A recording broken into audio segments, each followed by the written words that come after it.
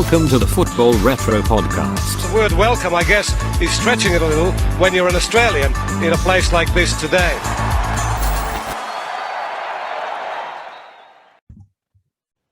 Hello and welcome to episode 54 of the Football Retro Podcast.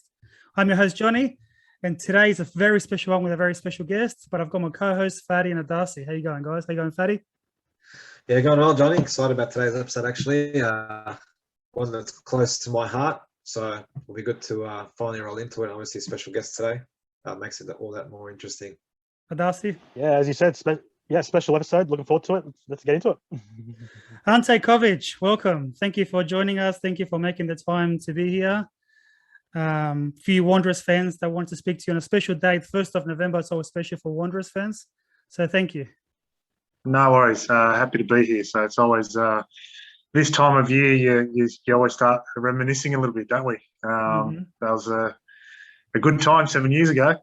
So 1st of November, for people, especially Sydney FC fans that don't understand what happens, we've got Mark that was on the show a couple of episodes ago, big Sydney FC fan. Anthony Siakas, another Sydney FC fan that watches the show. Wanderers ACL win. So we'll talk about that later on in the episode. But before we get started, before we jump into the Wanderers stuff, I wanted to bring something up that's very important to me anyway. It was Maradona's birthday on the weekend. He would have been 61 a couple of days ago. Watching every game in Argentina, and I don't think I've seen this happen anywhere. In the Argentinian league, doesn't matter who was playing, on the 10th minute, the referee stopped the game. The whole stadium started chanting, every player started clapping. On the screen, there was a special tribute. I know that special clubs do special things for their players, but this was every single game in every division. He's a massive Boca fan, River Plate fans, everyone was clapping. Was there a bigger idol worldwide than Maradona? I'll put it out there to you guys. I don't think so. I think that's a testament to itself. And obviously, the anniversary of his death wasn't that long ago either. So, and you saw the tributes. We saw the tributes at the time. We did an episode, obviously, that was live straight after we found out. Arguably, no one can come close to him. We've discussed that at length. Everyone's got the same opinion, so I think it's very, very hard to say otherwise. And it makes sense that he does that. To this day, people still reflect, but the fact that he's still being regarded as the greatest ever, with all the players that we've gone through and the players that have come through in generations after him, it's a testament to his ability. Ante, who did you grow up watching? Who are your football idols? Yeah, look, I definitely, Maradona, you have to say, is the number one. I think growing up, even people who didn't know much about football or follow the AFL, the cricket, whatever, Maradona was known as a superstar, wherever you went. He was always Maradona. So he's obviously one, and I think I agree with Fuddy there. What he did with football, I don't think, you can probably put, a few players up there going, could they be the best in the world, Messi, what he does. But in terms of someone with character, a passion for the game,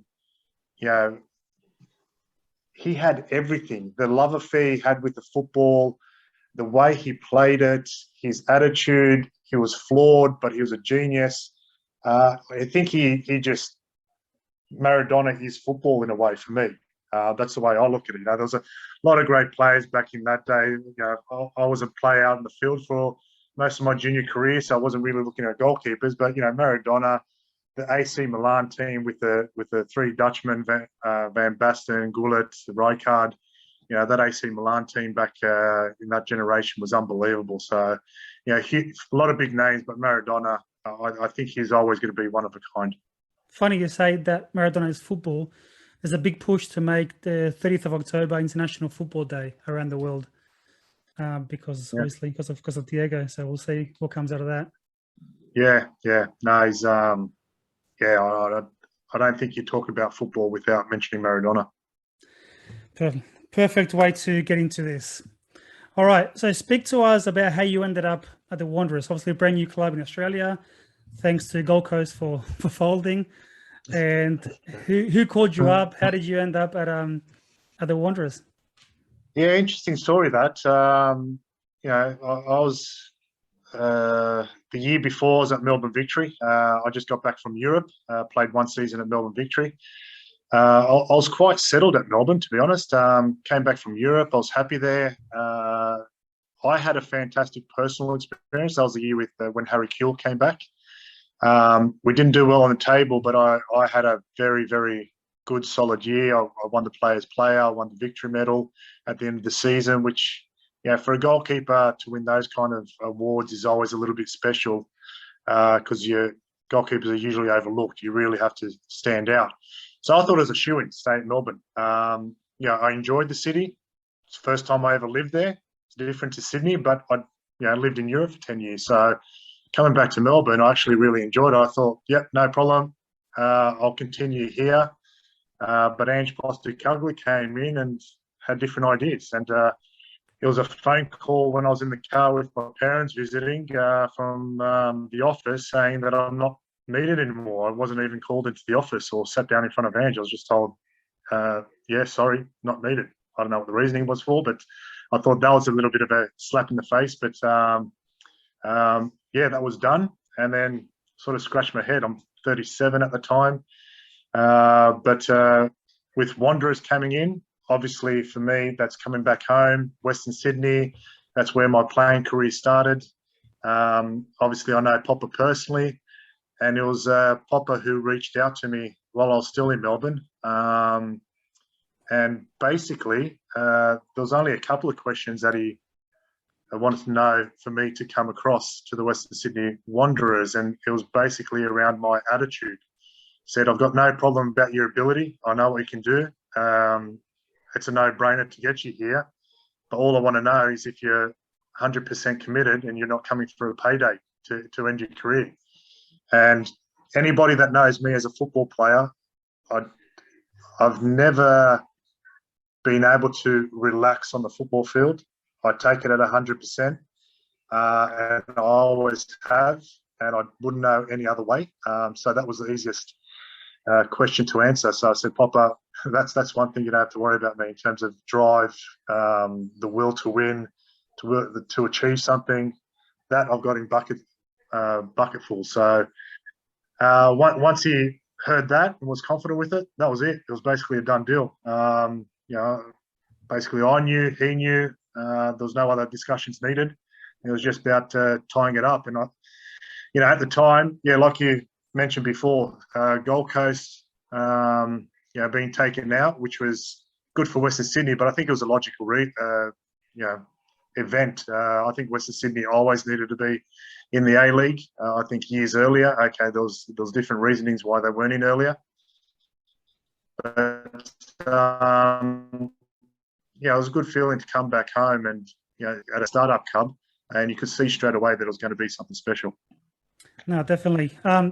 Did you ever have a chance to speak to Ange and try to get a justification?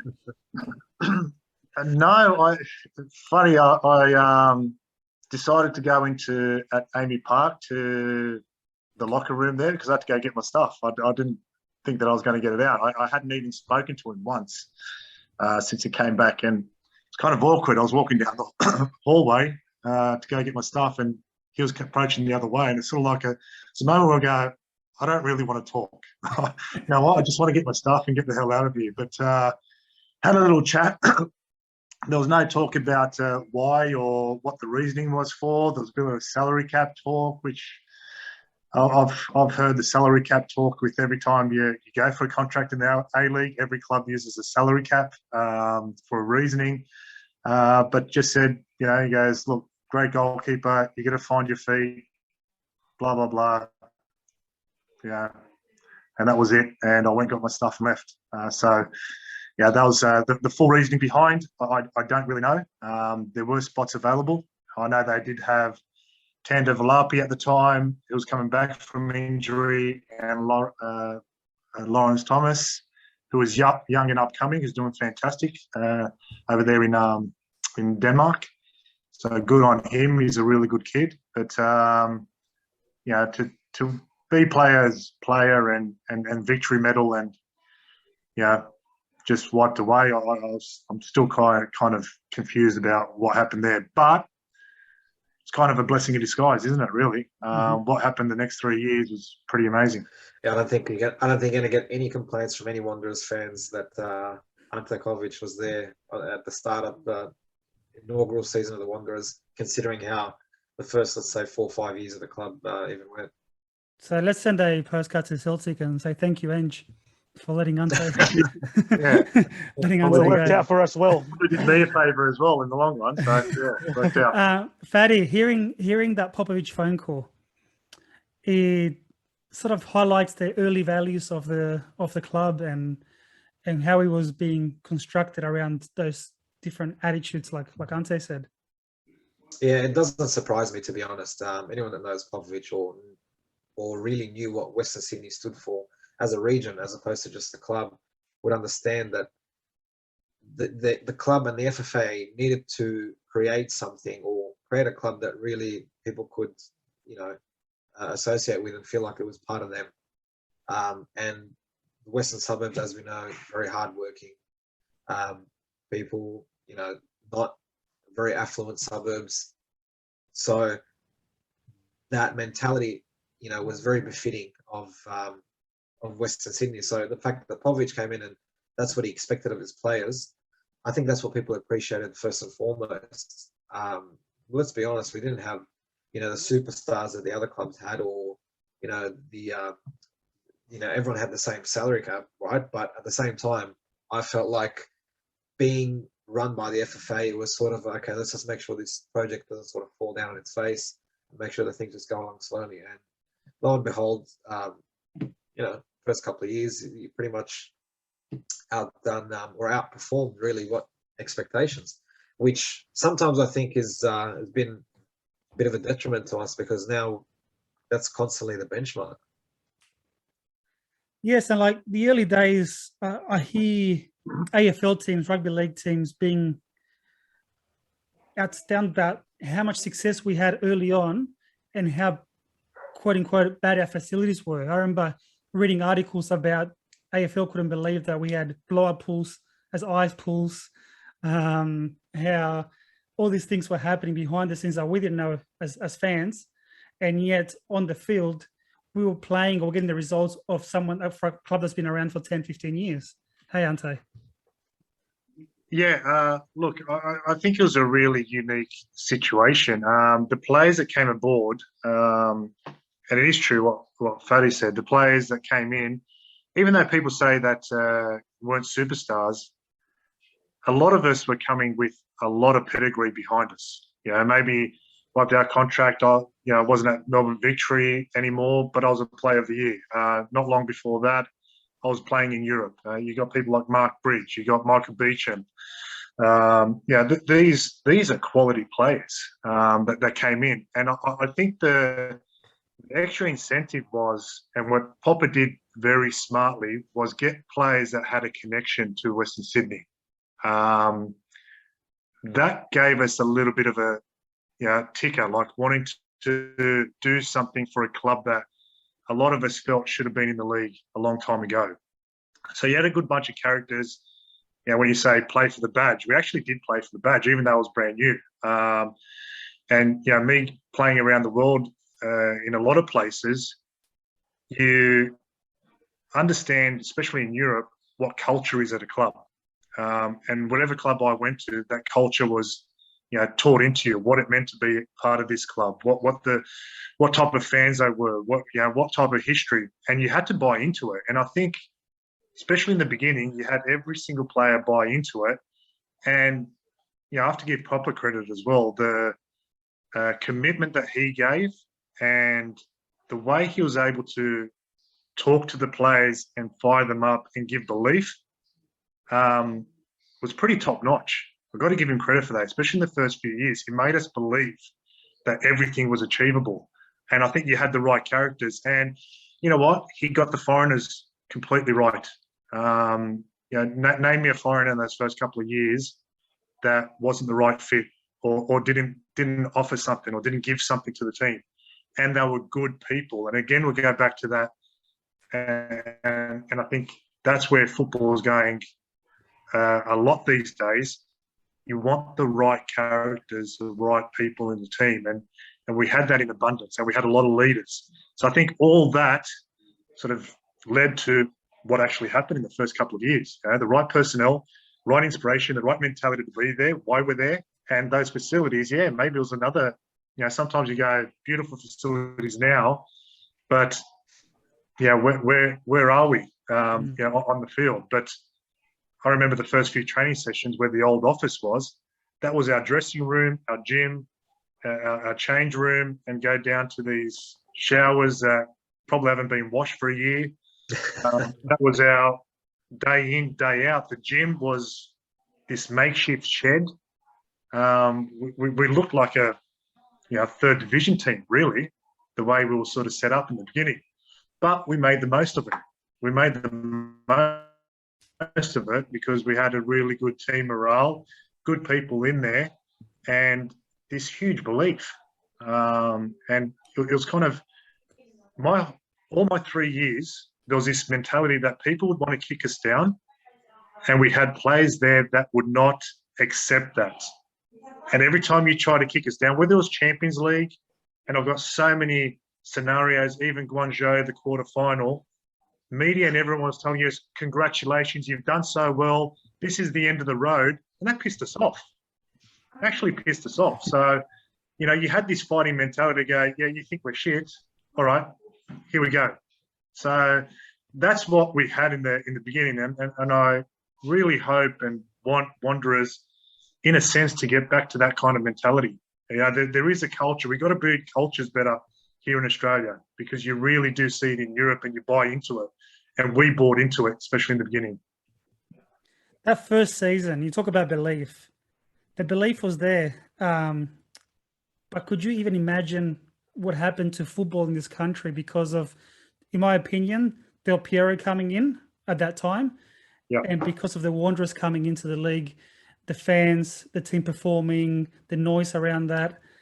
Did you guys could even imagine at the beginning of the season that you would have such a big impact on the sport in the country? Look, you'd love to say, yeah, this is what we expected all along, but in reality, who would have expected it? A new team, we had belief in ourselves, but yeah, we always talked about going the whole way. Yeah, we always had this list. We're going to finish first. Yeah, but there's always that little, you know, voice at the back of your head going, yeah, come on, is it really realistic? You know, we're going to give it a good shake. But, you know, as it went on, it was just getting bigger and bigger. And you know what? The performances on the field and the passion that was shown and the results that were being produced, at the end of the day, it grew that crowd. Because the first few games, there was 8,000, 9,000, dropping down 7,000 again.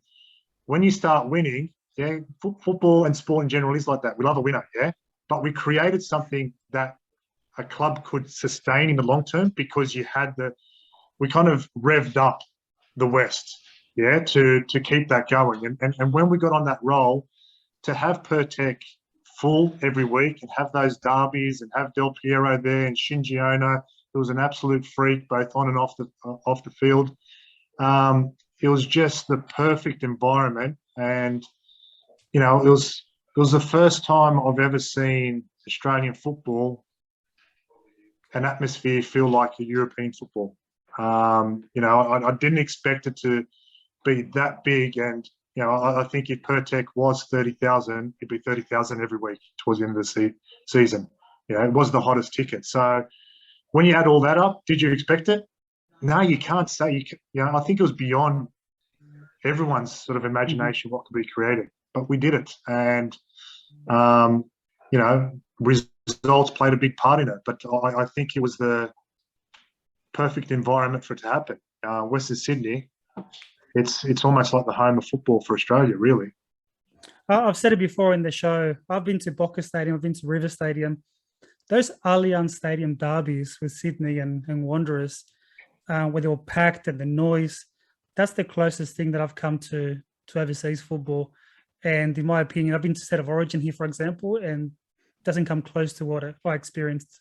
Agreed. In those games. Fatty, Ante was talking about success on the pitch, 10 wins in a row. Well, Darcy can jump in as well. That was season 1, 10 wins in a row, something pretty much unheard of in any Yeah, code. yeah, that was a great run the Wanderers had, and that's when they started, as Ante was saying, as they started winning, the crowd started coming in, and then one thing you noticed as well was the people that were going to the games weren't quite football fans like us or so, but they just enjoyed the atmosphere that was created by the RBB. It was just fantastic occasion for everyone. Even journalists who were attacking football over the years, they were anti-football, were saying, "Oh, wow, this is fantastic. This is great," So that was the peak years of the Wanderers, and peak years, I guess, of the A-League as well. You had all those marquee players in there, and and that was great time to see A-League thriving then. But then seeing it now where it is, unfortunately, hopefully we can get back to those days. But yeah, it was a fantastic time to be around. I think it was. I think it was a perfect storm, as Ante mentioned. A lot of things just fell into place. Those 10 wins in a row was a record at the time. I don't think it's been beaten yet. Not too sure, or has it been? A lot of records I felt were set at that time. Darcy also touched on it. A lot of fans started to come in that aren't necessarily football fans. I personally brought in people that were not football fans, and I said, please just come to a game. Just come to one game. And I bought them a ticket and let them come. First game they come to Adelaide, 6-1 at home. So they're like, oh, wow, this is amazing. Ended up buying memberships. I personally converted dozens of people to memberships, but it was absolutely a perfect storm between the coaching side, between the players' belief side and the mentality. Western Sydney being the heartland of football, a lot of ethnic groups that grew up only knowing football or coming to this country as migrants and only ever playing football back home. So all the other sports were foreign to them, rugby league, cricket, all the sports that, are number 1 and 2 in Australia generally. These aren't sports that, foreigners or migrants really associated with. So the fact that Western Sydney was going to go here, absolutely, there was always going to be some level of support. How much, as Ante said, we were never ever going to know. You can never really quantify it. Were you wearing that season 1 jersey back then, Fatty? This is season 1 jersey. It's a little loose on me, but testament to the time. But I still wear it. I've only probably bought 1 or 2 other jerseys after. I just wasn't happy with their designs. I'm pretty happy this season that they've gone back to a similar season 1. But yeah, it's very close to my heart, the season 1 jersey. That's a season 1 jersey there. It's very special to me because it's a size medium. There's no way I could fit into it now. I must say, I wasn't part of the RBB as such, but I was like sitting in the grandstand or wherever I was in the stadiums. But I just enjoyed what the RBB would produce, seeing it from afar, and getting the whole stadium involved with the chanting and that. It was just fantastic. But like Ante said, though, it's success makes everything easier. Because the crowd got behind Dino Cressinger, for example, a striker who scored 3 goals a year. If he came at any other time in the club's history, I feel like everyone would have turned on him. But because everything was going so well in every single aspect, the whole stadium got behind him. And yes, he was from what we could see from the outside, it's a great bloke. But the wins behind the team helped that as well. Hey, Ante. Yeah, look, definitely. When you're talking about Dino Cressinger, he was a brilliant guy, and it was great how, even you speak to fans today, they still bring him up. He's kind of like an icon in a way, even though I was only there for 1 year. But the one thing that for me with Dino, if you really understand football, I wish he stayed for another year. And he was hard on himself because he came there believing. His belief is, I didn't do enough, even though we came first, we got to the grand final. My job is to score goals. And he was hard on himself, real hard. But sometimes it takes a bit of time to get there. But the thing about Dino is, it's a little bit like a Mark Viduka in the Australian national team. And I'm not comparing the players' ability. Mark Viduka is a freak in his own mind. But Mark was always criticised about not scoring enough goals for Australia. But if you really looked at him, every game he took away 2 players to open up for a Tim Cahill coming through, for John Aloisi. Defences were worried about him. The amount of work that Dino did to chase down defenders when the ball came out of defence, to hold it off, to do flick-ons, to to get two defenders onto him so a Hersey could run through, I think that was lost in what he gave the team. And he was a big part, even though he wasn't scoring, he was a big reason we were winning. The guy never gave up.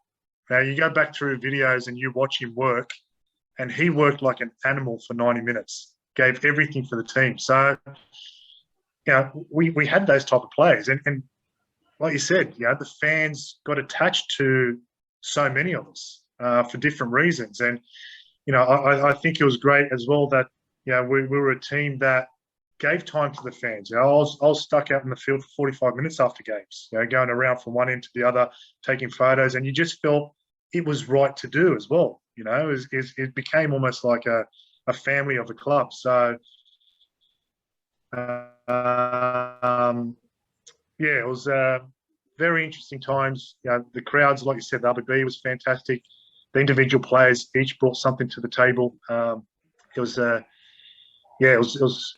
you can't ever forget whether you're a fan or a player. If you're part of the Wanderers in the early days, that's something that sort of right up there with the best times of football.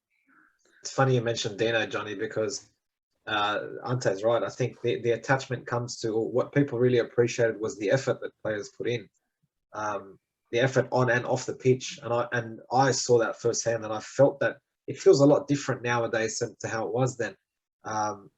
Players actually fought for it. Players gave the time and stayed back, as Ante mentioned, post games, and would take photos. And you'd be out in the car park walking back, and there would still be players standing outside signing autographs and taking photos with kids and families and whatnot. So people really appreciated that. And it was one of our own. So how could you ever say something bad about them? And that's why people were very defensive, and, supported a lot of the players, because they saw that the effort was there and it was reciprocated in the support. So season 1, fairy tale, coming first, just missing out on the grand final. But it was a bit like, it was our first season. It's okay for us to it was a good effort. How do you back up with season 2? What's the mentality going into season 2? What did Popper say to you guys? What was the group like? I think it was more of the same, and there was just as much drive because we came first. We created history, something that probably, there was a lot of firsts, I think, with the Wanderers in the first few years. An inaugural team coming first. When does that happen? Is it going to happen again? I highly doubt it. Getting to the grand final, and you know what? We did not deserve to win that grand final. We didn't show up. Whatever reason, was it nerves? I've been there before. Were some players before? Did they know the gravity of it? But Central Coast took it, and they deserved to. And I won't be shy to admit that. So that gives us inspiration. Can we do it again? Can we come first again? And can we make amends for the grand final? And I don't think there was any problem in terms of motivating and wanting to do more. And, like we've just talked about, what the atmosphere was like. You want to play in front of that week in, week out. And whether you like it or not, you keep winning, that's going to happen every bloody week. You can have a miss up here and there. That's okay. But the next year was even more. And then you knew you were going to the Champions League as well. So another carrot. What can we do? How many more people can we prove wrong that it wasn't a one-off?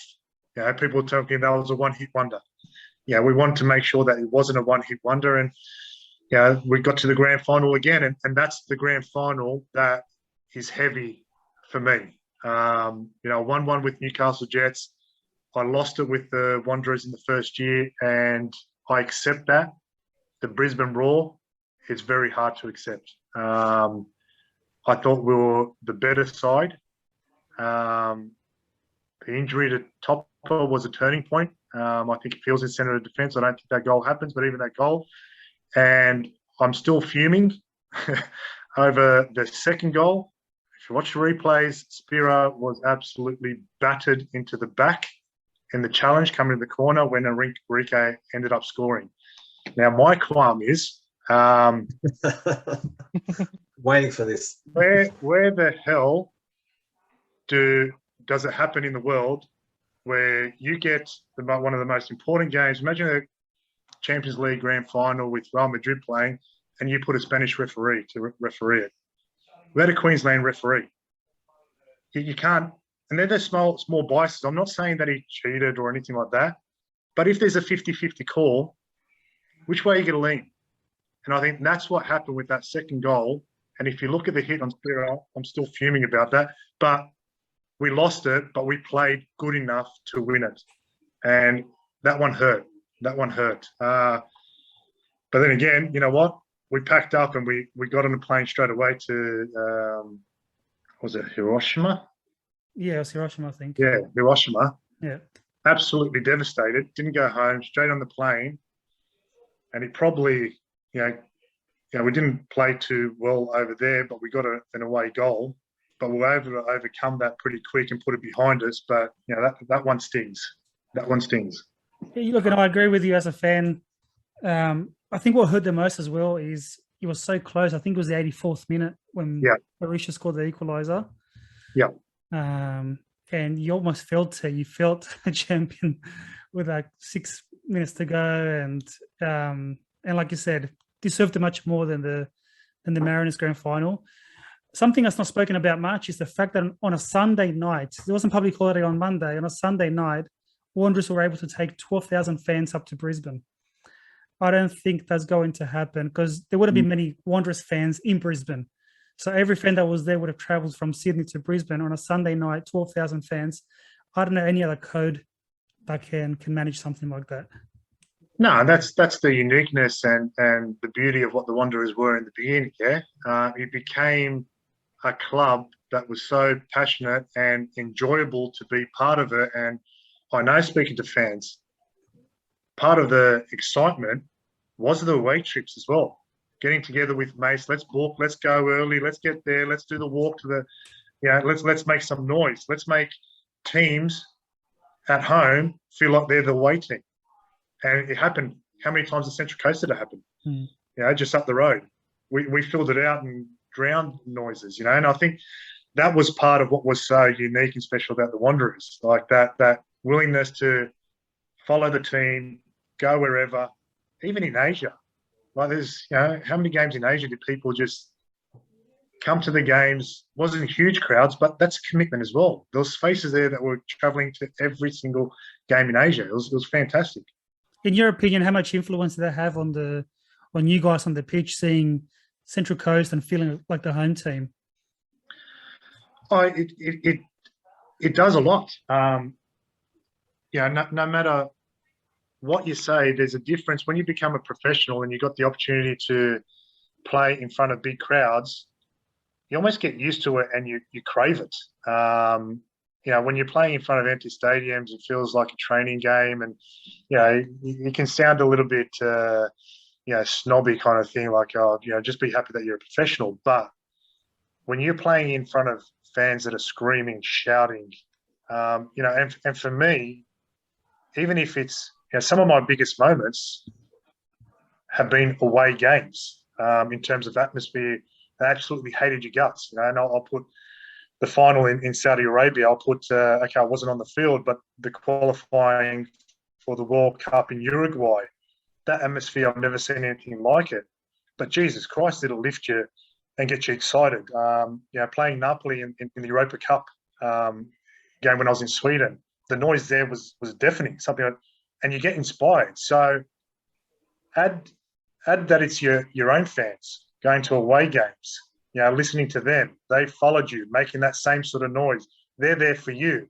It lifts you up another notch, and it makes you not. I wouldn't say fear, like settle those nerves a little bit, make them a bit more positive, because you always get nerves. I think when you're a professional, whoever says, I don't get nervous before games, to me, it means that you're not really taking it. It doesn't mean that much to you. I think you need nerves to approach a game because you know something's important. But you need to know how to, use those nerves to the best advantage. You don't want to be a nervous wreck. You want to use those nerves just knowing that this is something special. And that's what our fans created, because you had those nerves going, I want to put on a good show here. They deserve another victory, and it lifts everybody up. So the fans out there have got to know that they play a big part in creating an atmosphere and lifting a team. It really does mean a lot. Like you can really slip away if there's no fans at a stadium and it's empty. Playing through COVID, I couldn't imagine playing through COVID. It'd be so lackluster. We do say it like, football's nothing without the players, but it's nothing without the fans as well. Absolutely. It defeats the whole purpose of home ground advantage. Yeah. Yeah, absolutely enormous. And just touching back on that Brisbane Grand Final, even though I hate to, but that was probably one of the best atmospheres I've experienced personally, aside from a derby. Traveling away with 12,000 people, that march down the street, there's still footage of it to this day. Unbelievable. We took over. I remember walking down that street and locals just looking at us thinking, what the hell is going on? Who are these people? Where are they from? And it was a sense of pride to represent the West, and you had your players there and you knew that you were going to be there and your fans were going to represent you and they were there to fight, and they had that sense of pride instilled in them, and the team mirrored that. We mirrored each other. So it wasn't, the fans were there and the team wasn't performing, or vice versa. The team's performing well, but no one, really gives a shit. It was a combination of both. I don't know. I don't want to talk more about that Brisbane Grand Final. Now, I'll say one thing about that Grand Final. It hurt that much that someone in our fan group has got my runners-up medal. I didn't want it. So, and you might call that arrogance, and you see that in the Olympics, going people taking off medals who haven't won. People going, "Oh, how arrogant!" I think you got to understand mentality of people who are driven and throw everything to win. And I'll go back to that question that Popper gave me to come to Wanderers. I might be a sore loser. I want to win. That's all I want to win. So for me to come home with the runners-up medal, I didn't really want to look at it. So when we went clap the supporters, I don't know who's got it, but someone's got it. I gave it to someone in the crowd. I threw it there. I thought it's not the one that I wanted to go home with. And that's not arrogance. It's just, I want to look at the ones that, have the winners engraved on it, after a career. I know that it became runners-up. No one cares about runners-up, so, wonder who's got that one. That's a quest. If anyone's out there watching and you've got Ante's medal, send us a photo. We want to... I'm not after it. You can keep it. Send us a photo. Let us know you've got it. Let's dive into the tournament. So, coming first, qualify for obviously the Asian Champions League. You talk about mentality, you talk about belief, but in this case, you're looking at it and you're thinking, look at the budgets of the other clubs, look at the size of the other clubs, look at the quality of players. Do you think, let's just have fun here, do the best we can, or fuck this, let's go for it? I think it was let's go for it.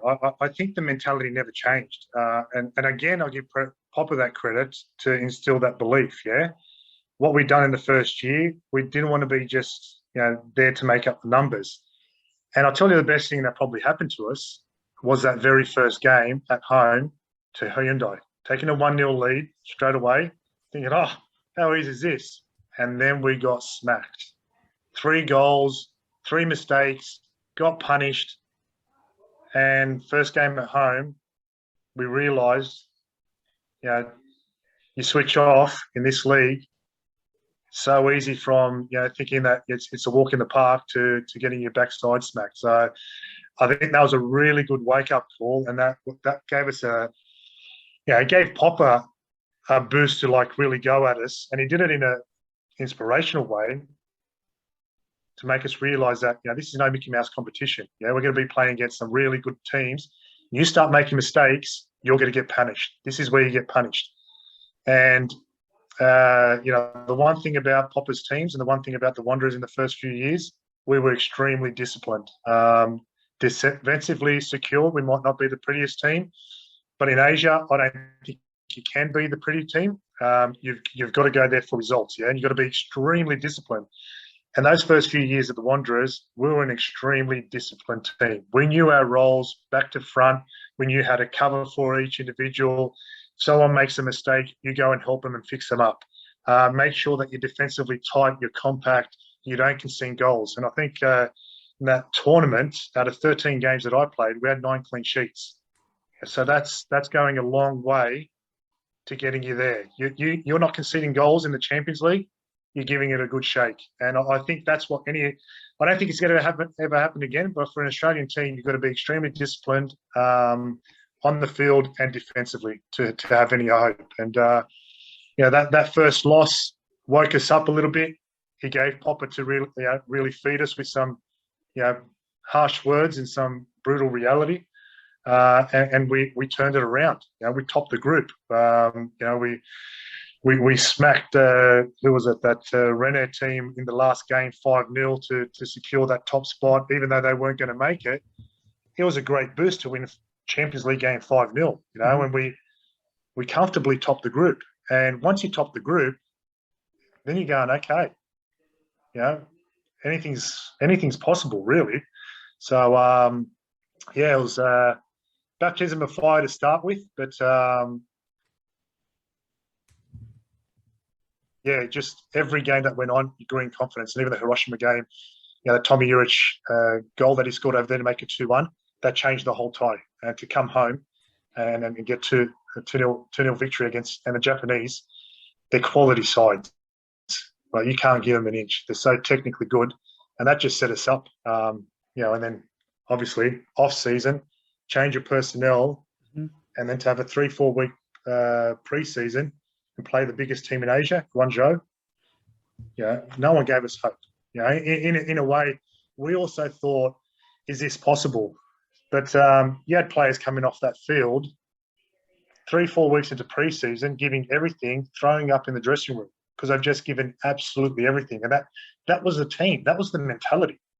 So you pick up a win against Lippi at home, frustrate the hell out of them, and you believe. All of a sudden, you're believing you can go the whole way.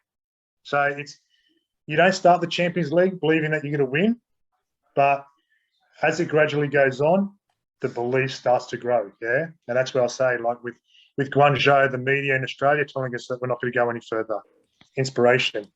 Crashing into the bus, going to the stadium, knocking on the doors at 2-3 in the morning. Bring it on. It lifted the players, going, you're scared of us now, You don't do that unless you're scared of us. So all these little steps, it was a unique mentality for in this team that, anyone that wanted to kick us in the guts or intimidate us, it just actually lifted us up even higher. Even before the Guangzhou game, you mentioned about going from Brisbane to Japan and losing 3-1 away. Coming back and turning the results around, that was a massive boost in itself as well. 100%. To go over there 3-1, most people said that's it, the tie's done. Japanese side, there's a lot of quality there. But that home leg, Jesus, we played good that game. We absolutely dominated and we deserved that 2-0 win.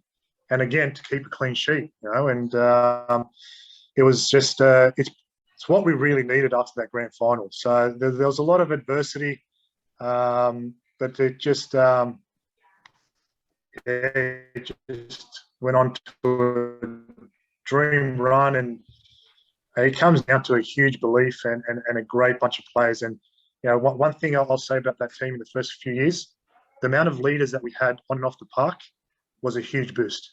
And whenever you play a team with leaders, you had myself, you had Topper Stanley, Michael Beecham, Shannon Cole's in there, the foreigners, Hersey, been around the block, Shinji Ono, didn't talk that much on the field, but he let his football do the talking and inspire. I look at him sometimes, and a lot of the young players, had to learn, through him. We'd be getting off buses interstate for games, and he's Shinji taking the bags off the bus, and we're grabbing him, going, "No, that's the young boys' bond." And he made the young boys kind of, "Oh shit, I've got to do this." Get out of that, prima donna sort of stage that I'm a young football player coming here.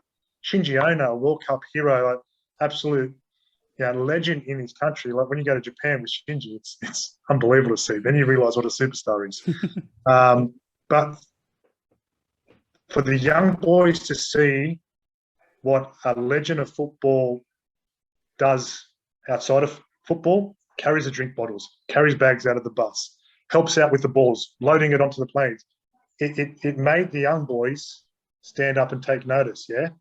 And it made the senior boys push things along. So we had leaders all over the place, and it means a lot. It's hard to quantify to actually understand what it means to have a good set of leaders in various roles in the club, and we had that in ample loads in the first couple of years.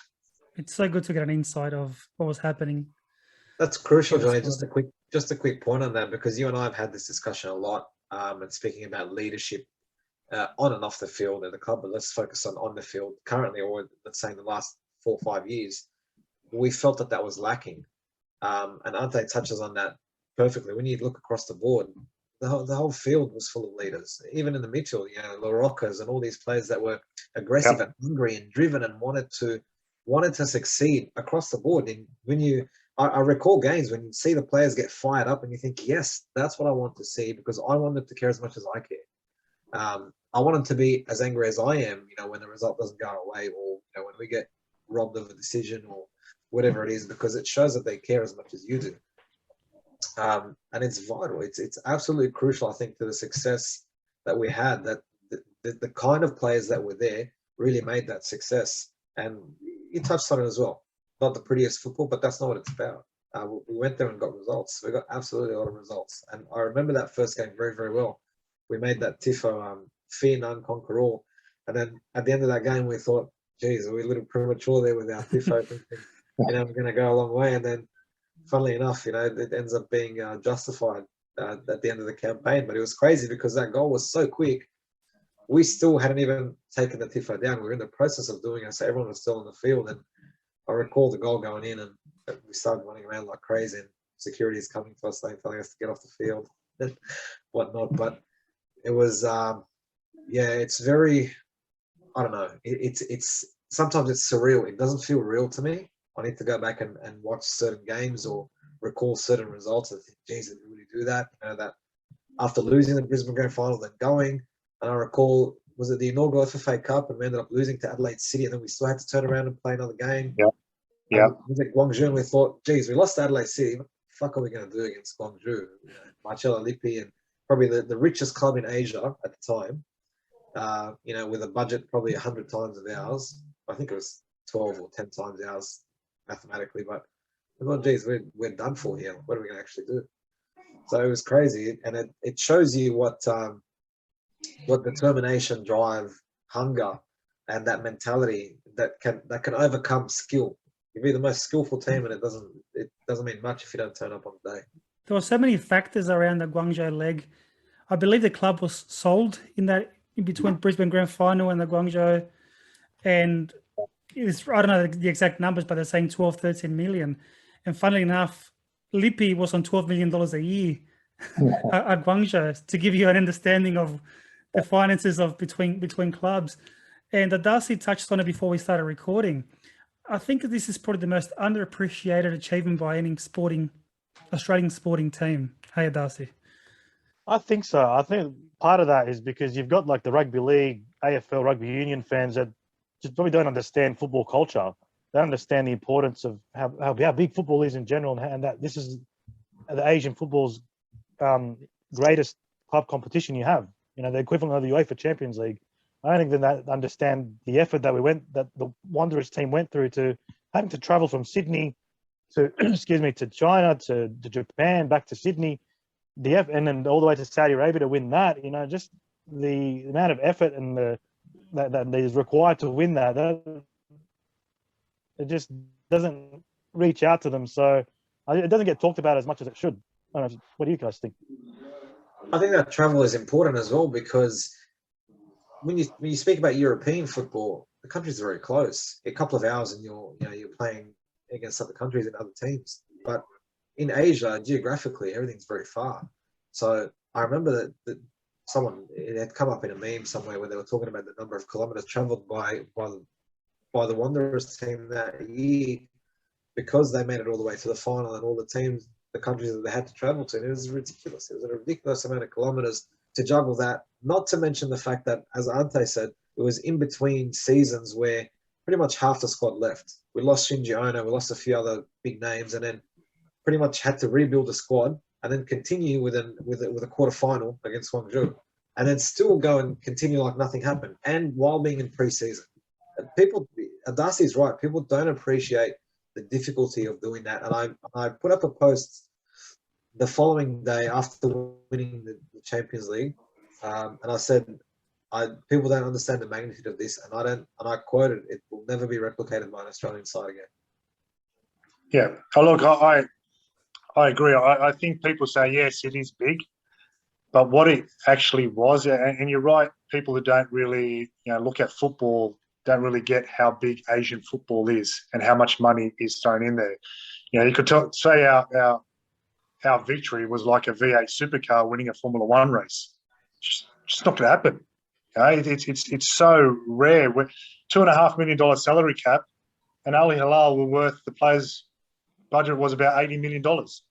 That's a big difference. And you're going about the travelling. When a team gets an Australian team in their group, that's one trip. We've got 3 trips. Then if you get past that, there's another trip. There's always a trip over there. And we're not traveling business class like the Japanese teams are, like the South Korean teams are. We're in cattle class. Yeah, we're doing that. We're leaving on, playing on the Sunday, leaving on the Monday, getting there as early as possible, training the day before, play the game, sleep overnight, Thursday on a plane, Friday back, straight into, we used to stay at Pullman at Homebush, not even go home, because we had to prepare for the Saturday game. So do a light jog, light session, play on the Saturday. And you've had another Champions League game, you're getting ready to, you go home for a day or two, and then you're traveling again. It was really intense. And I think when I look at that period of the Champions League and A-League and FFA Cup, even though we got one game, I think we played something like between 50 and 60 games in a 10-month period. Now, for a Premier League club or a big European club who's got a squad of 30, 35 players, doesn't have to travel to Australia and back or to Asia and back. We've got 23 players, not all fit, and you've got to balance A-League, travel of 10, 12, 13 hours, come back day before a game, get them ready, get them physically conditioned in a small squad with a small budget. It's, add all that up, it makes the achievement even bigger than what it actually is. Like when you just look at it on paper, I won the Asian Champions League. It was a huge achievement, and that's why I can't see an Australian team doing it again. Hey, Ante, I hope they gave you the emergency exits for more legroom. And that was the good thing about being the most senior player is that if there was an exit seat, they knew who to give it to. That was never up for a debate, and I feel sorry for any of the young players that thought that they could get one. Let's jump straight into that grand final, that Al Hilal final. Now there was rumors, I don't know if it was confirmed or not, the whole Al Hilal end of the stadium, or Parramatta Stadium, was obviously sold out. Is it true that a Prince bought every ticket and gave it to the students here in Sydney? Fatty, do you know anything about that? It's funny how you look at me for that sort of. Come on, man, you know the answers to this. There was a lot of rumors at the time that it was bought out to sort of give the support, and it wouldn't surprise me. I don't know whether it's true or not. It wouldn't surprise me the amount of money that the Saudis had to sort of throw there. For reference, the reason Johnny's asking is I lived in Saudi Arabia for about 12 years before coming here, so he thinks that I have some sort of affiliation, which is not the case. He's got Prince connections. He's got oil money behind him. But that's the rumor that we heard. I heard something as well about it. Yeah, but funny enough, before I get to that, I just wanted to mention one thing. If I recall, on the way to that final, we beat previous winners on the way. So Guangzhou being previous winners, FC Seoul being previous winners. We didn't make it the easy way. So no one can really say, oh yeah, you went the easy way, or the big clubs got knocked out or anything like that. It was the hardest possible way. And every time there was a draw, I thought, please, hopefully we don't burst this team or that team. We're not getting the biggest teams. But yeah. That Al Hilal final. So our home, obviously, I feel like, and you'll be able to confirm this, Ante, Al Hilal felt like champions already. They thought, yes, we got Wanderers, this small club. Let's just go to Sydney, get whatever result, and we'll come back home and just smash them, lift the trophy, celebrate. I don't think they thought they were going to lose in Parramatta, but we surprised them because not only did we win, but I remember Juric hitting the post as well. It was a lot tighter than I thought they thought it was going to be. What do you think, Ante? Yeah, 100%. And, I've mentioned it a few times that, when you treat us with a lack of respect, whether it's media, public, teams, it makes the team lift a notch. And we really use that. They actually did have this arrogance that was way beyond even what Guangzhou had.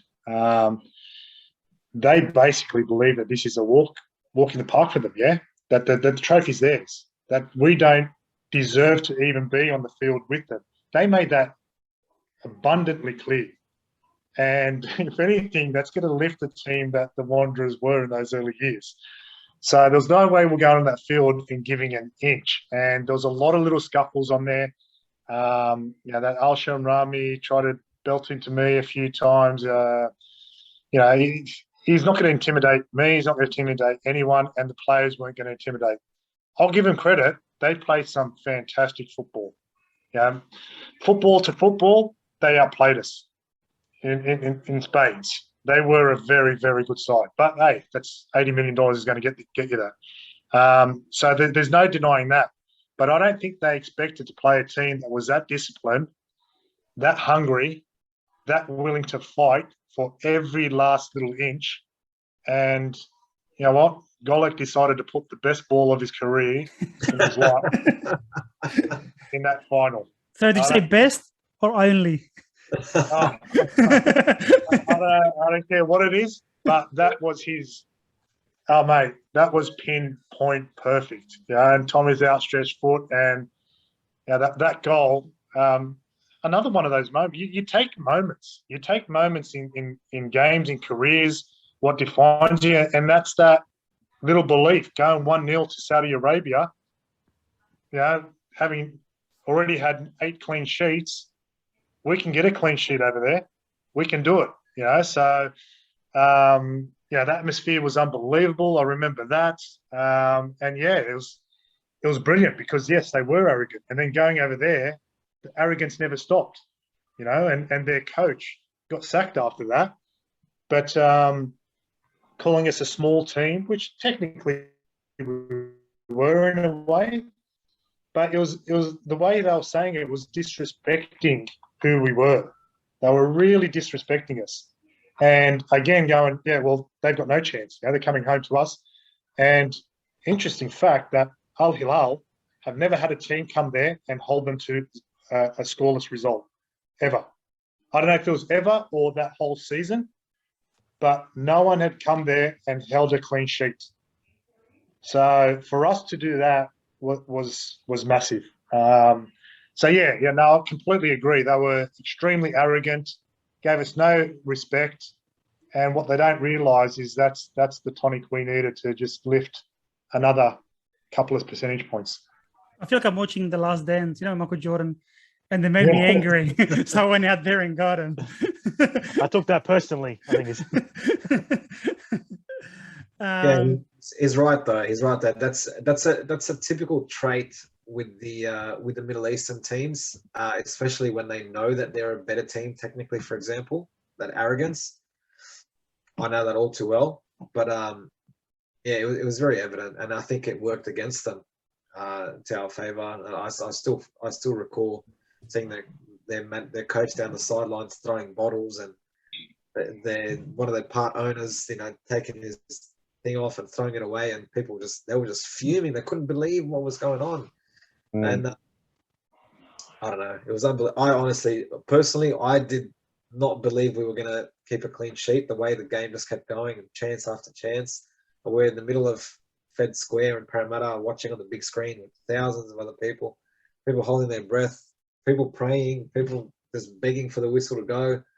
It was unbelievable. It was honestly unbelievable. It was surreal. When that whistle went, I had to think, did we actually win? That was the longest second half in the history of football. Yeah.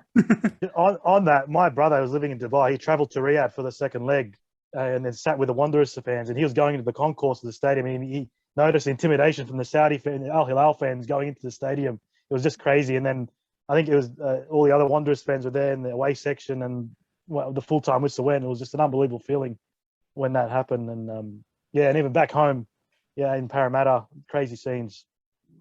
I've had the pleasure of interviewing Ante before and asking him about this. I'm going to ask you first, Fatty. That save, that right hand of everyone thought, fuck, this is it. When you saw the ball cut back to the fans, you speak for the fans and Ante will speak for the team and the club. What did that save mean to the fans of the Wanderers? I will comfortably say that I speak for every Wanderers fan and say that save is immortalised.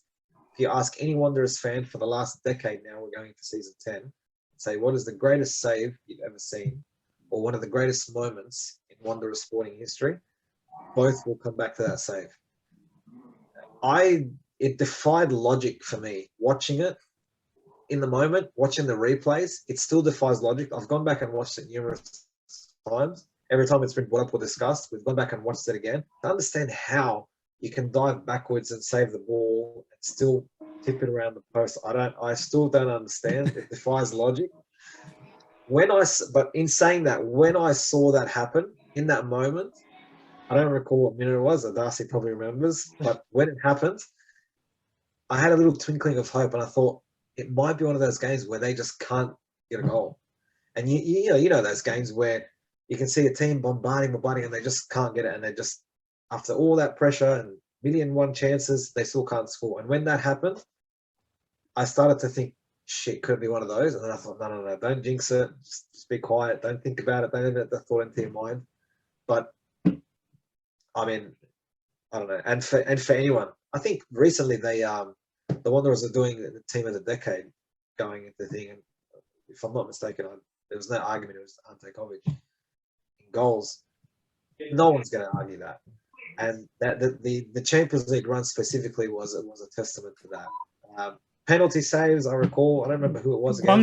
Guangzhou. Was it Guangzhou penalty save? What was that Brazilian who played for him? He was arrogant too. Yeah, he starts with a brilliant player. We tore Shannon Cole apart. It was his worst nightmare. What was his name? Eskilsson or something like that. Oh yeah, something with an E. That's right. Yeah, but it was unbelievable. That save for me, that is Wanderers folklore. They need to make that a billboard or something. They need to make a statue of it outside Combank Stadium now.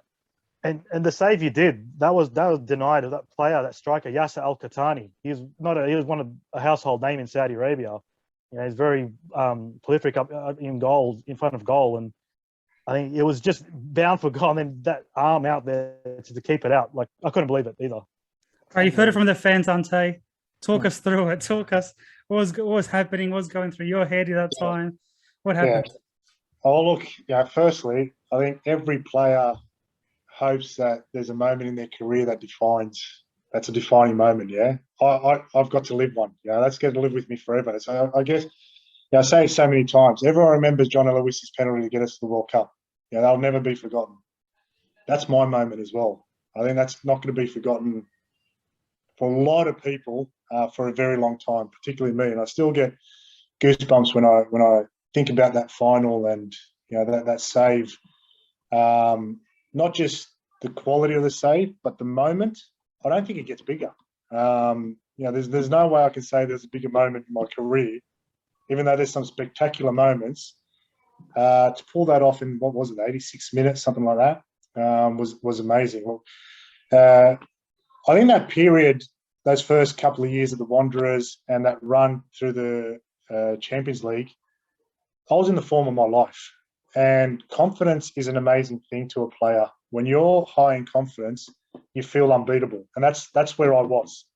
From the quarterfinals all the way through, I just felt unbeatable.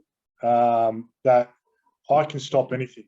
That I'm, like I said, with the penalty, I actually believed that I was going to save the penalty. I had no doubt. You have moments in your career that happens, and I'm grateful that it happened during the Champions League. But that save, it was, the ball was behind me, the cutback, and everything was perfect. But what a lot of people don't realise is that one of the greatest goalkeeper coaches I've ever had is Ron Corey, and I had him for the 3 years at the Wanderers. 73 years of age, he could kick a ball unbelievably. He read the game. He understood where the game was going, what was adapting. And there wasn't a week that went past that we did not work on cutbacks at least 2-3 times a week, repeatedly, working on cutbacks, because that was a facet of the game that was starting to open up, players getting to the byline, cutting back, shooting in. We worked on that for a year. So it was almost like programmed. When that situation comes, it's going to be cut back, step across, turn the head quickly, already start extending your arms and push. And so when that comes naturally, not saying that made it easy, but when you've got those, things that you don't even have to think about and it just happens naturally, you put yourself in the right positions to be able to do something like that. And I spun around as quick as I could. I saw it early. I put my hand out, and the next thing is, it's so easy when you make a save behind you that your hand isn't, or your arm isn't in a firm position. It can easily just be swung back and it trickles back behind you. But I was able to keep a pretty stiff arm and a really stiff wrist. And even when I saved it, you'll look at the replay, and I actually caught up with Shannon Colin. We were actually talking about this. It was actually last Friday. I actually caught up with him for a drink at a bar, and we were talking about the final, and we're talking about that moment. I made the save, but even when I made the save, I wasn't 100% sure if it was enough. I knew I got a good hand to it, and I was scrambling to get back up on my feet, and Shannon was over the top of me, and I remember I was being pissed off, like, who's on the top of me? Get off me. I don't know. And then flat on the ground, it's Shannon on top of me, and you just see it trickle past the post. It was pride, it was relief, and it was, these guys aren't scoring. That's it. We've won this. I don't care what they come with me at right now. I'm saving everything. There's no chance. It was just the last 5 minutes of belief that I think it also gave to the whole team. We've been under the pump the whole game, under the pump. And I think that save as well to the boys just said, they're not scoring, full stop, shut the gates. And so, it's my defining moment. It's something that I'll never forget. It's something that I'm extremely proud of.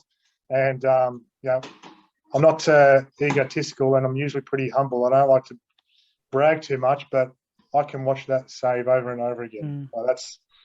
That was unbelievable. That created history. Not just for me, for the team, for the fans who travelled, for the fans back home at Parramatta when you guys were watching, in the streets, and when we came back to the airport and the celebrations afterwards. At the Australian Embassy was amazing. We didn't even get changed in the dressing room. Went to the embassy because it was shutting at 12. And we had to make a choice. We either shower, because it's a dry state, it's Saudi Arabia. You can't get a beer anywhere. Australian Embassy has got a beer. So we had to leave right there then. Senior players had to make a decision. All right, no one's having a shower. Get your bags, get on the bus. We're going to the Australian Embassy. And we made it with about 5 minutes before they had lockdown in Saudi Arabia, and got to the bar and, had a drink until they kicked us out. Look, that goal was celebrated by the thousands in Parramatta. That save was celebrated by the thousands in Parramatta as if it was a goal. And I'm sure the hundreds and thousands of homes around Western Sydney that were watching. In Sydney, it was 5 or 6 in the morning when the game kicked off. And I remember for a lot of us, we stayed overnight from the night before, got together and waited for the game to kick off. No one could sleep anyway. So massive achievement. Give me 30 seconds or a minute of what you felt like when you heard the final whistle. It felt ecstatic. It felt like didn't really understand exactly what we'd achieved yet. I knew the gravity was massive, but it is a strange feeling. Like you win this title, it's big, but it takes you a little bit of time to actually, when you sit back, I think it was back in the embassy, you sit back and you start going, what we just achieved was unbelievable. Like you really need to calm yourself down to appreciate how big it was what you achieved. Like it was just euphoria on the field without really getting that feeling of what you've actually done. Yeah, like it's unexplainable. It's almost like you don't know what to do. I dropped to my knees. I clenched my fists. Players were running around like headless chooks. But it takes you a little bit of time to just really appreciate what you've actually done, because your adrenaline's high and you're on this buzz. You almost can't collect all your thoughts. What was Popper's quote the day after? Fatty or Darcy, do you remember? He said, I think yesterday we were a small club with a big club or something along those lines. Yesterday we're called a small club. Today we're the biggest in Asia, wasn't it? Yeah. I was in that press conference with him when he said that. Yeah, it was a good rubbing their face into it. That was a nice line. Very philosophical, Popper. It was good. It made you feel.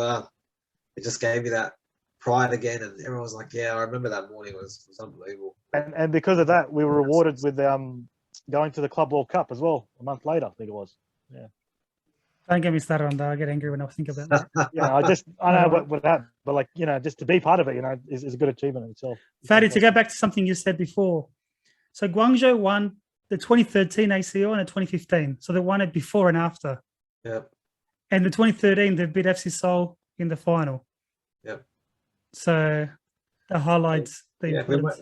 We weren't coming up against nobodies or against smaller teams. With all due respect, from Thailand or from the smaller nations. But yeah, you're coming up against juggernauts. You're coming up against the biggest clubs in Asian football with all the money, with the resources. And you saw the players they had, the managers they had. So you weren't, people knew who they were, and they played a brand and style of football that was equivalent to the funds that were spent there. Yeah. So yeah, Ante said it perfectly. When you put all those things together, it really inflates. It really shows you and exposes how big that result really was. That achievement, I should say. Look, we usually cut it by now because we usually do about an hour. We're over time, but I'm really enjoying this talk. And I want to jump from Wanderers to something else, Ante, and quickly, a couple of minutes. A lot of people don't realise that you're part of the 06 World Cup squad as well. Obviously, you didn't get game time, but you're still part of the squad. You still experienced the whole Guus Hiddink era in Germany. Can you tell us a little bit about how that was, how the camp was, how the squad was, the mentality going into the World Cup? What was it like for you guys? Amazing, absolutely amazing. If it wasn't for the Champions League final, that's easily the biggest moment in my career, going to a World Cup. It's every kid's dream, yeah? Imagine going to a World Cup as a player. Don't care that I didn't play a minute. I was part of the greatest Australian squad ever made. And, it's a cliche that, when the Australian anthem, your national anthem plays, that you get goosebumps and you really feel emotional. It is one of the greatest feelings to experience, playing for your national team. But that World Cup, qualifying for the first time in 32 years with the squad that we had the hard way through South America in extremely intimidating circumstances. It was amazing. It was to be part of a squad like that. I remember when I first got into the squad, it was about a year before that World Cup. Guus Hiddink, as soon as he came in, that's my first selection to the Australian national team. And I had a blinder, and he kept me on the whole way through because I was training phenomenally. I was playing well in Sweden. And my biggest surprise was I felt like I was just this goalkeeper, decent career playing in Sweden, coming into Australian squad with superstars, Mark Viduka, Vinnie Grella, Harry Kuehl, Lucas Neal, Tim Cahill, Bresciano, you name them. Unbelievable squad. I was intimidated. I was a bit nervous, like, what do these people like? Who's this bloke from Sweden? The easiest bunch of blokes to walk into a team. It was amazing. I enjoyed every minute of the national team. And everyone will say that when you get to the Australian national team, egos are kind of left behind, even with those superstars. But to be coached by a genius like Guus Hiddink, his tactical awareness and understanding of the game and oppositions, I've never come across. Arnie was blessed to have be taught under him. I think he wouldn't be the coach that he is today if he didn't have experience under Guus. Fantastic manager. I'm surprised that there was a few players that were there, on the fringe, never got a game time. But when we had the anniversary of the World Cup, proud to know that he still came back to Australia, still remembered my name. So that was a bonus for me. But going to Germany and playing against Brazil, Croatia, getting through the group stage, Italy, getting knocked out. It was the most unbelievable ride, I've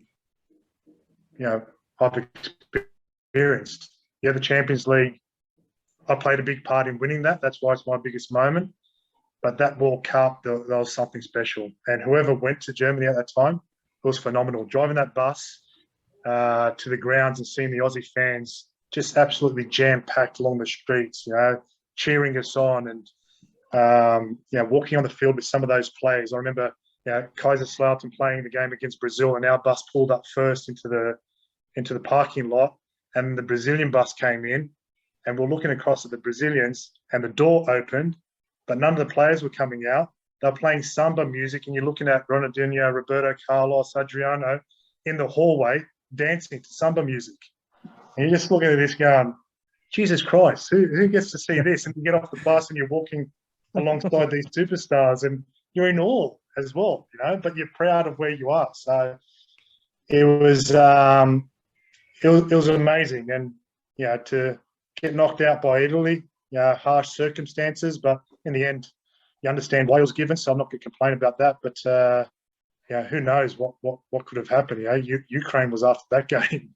Geez, if we had happened to knock out Italy. But, it's hard to explain in words what that World Cup was like to be there as a player in that kind of squad and that coaching staff. It was stuff that dreams are made of. I know it's a cliche, but it really was. That was my next question. Yes or no? Did Fabio Grosso dive? You know what? Yes or no? Give me a yes or no. He dived, but he made the most of it that you had to give a penalty. And players, strikers, look for those moments. Harry Kewell was crucified here in Australia once for making that comment that as a striker, you look for the penalty in the box. If someone throws out a leg, you make sure you tap that leg. Don't go step over it. He got crucified here in Australia, but Lucas Neal, unfortunately, all the experience he had, he dived in an awkward manner and he made the most of it. And you know what? Can you criticise him for it? He got his team a penalty and they ended up winning the World Cup. So did he dive? Yes. Is it technically a penalty? Unfortunately, I have to say yes, even though it was a dive. He looked for it and you go, could he have jumped over Lucas and still had control? Maybe. But I completely understand why I was given. And that's my unbiased hat on, even though it infuriated us. And we know it was a dive. You don't look happy, Fatty. I'm not going to comment. I'll stay out of this one. You know my position on this, Johnny, very, very clearly. We've had this argument many times. I don't know if we've got time. I'll rephrase that a little bit. It could easily have not been given, but I understand why it was given, even though I was looking for it. All right, Darcy, go. So, question, Ante, just for the Australia-Croatia game with Guus picking Zelko Kalac over Schwarzer for that game, you being the third choice keeper there on the sideline in the middle of all this, what was going through your mind when that was happening? And that, did you have a thought about it, or what was going through your mind? Yeah, it was interesting. To be honest, I don't think Guus had complete confidence in either goalkeeper. Schwarzer got the nod initially, but he didn't believe 100% in Schwarzer. And Kalac is a very outspoken person. I think you guys know that. So it was tit for tat in media and comments on the sly. And Spider always put himself in the limelight. So the goal that Japan scored against us, I know Guus blamed Schwarzer for that. 6'4" bloke getting pushed off by a little Japanese guy in the air. What are you doing? And then he blamed Schwarzer for the Adriano goal in the Brazil game. And then Croatia came on, and with Kalac being so sure of himself, he decided to make the change. He regrets it. It almost cost us. I do know that. That's why he pushed straight back in.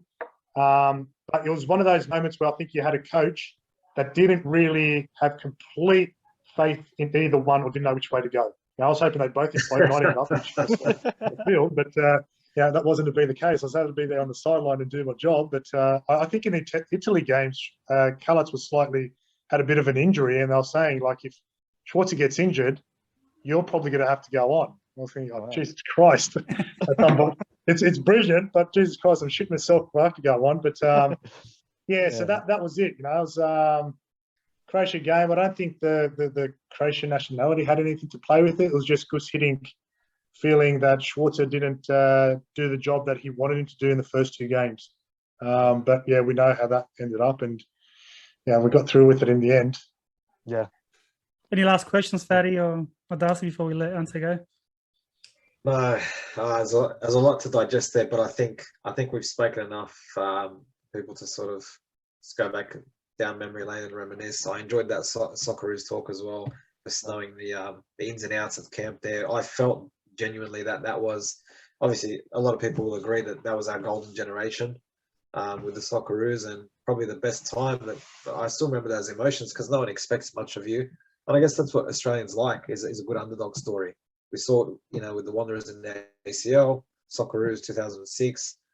So we thrive on that. It's always a good feeling.